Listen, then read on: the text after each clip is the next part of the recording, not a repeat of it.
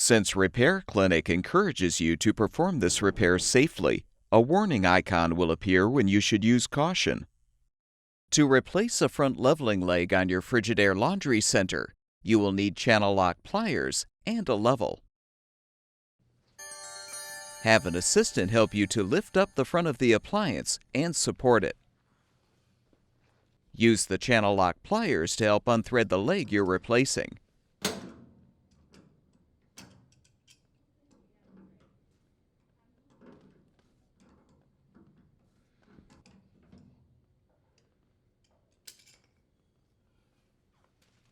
To install the new front leveling leg, thread it into the base.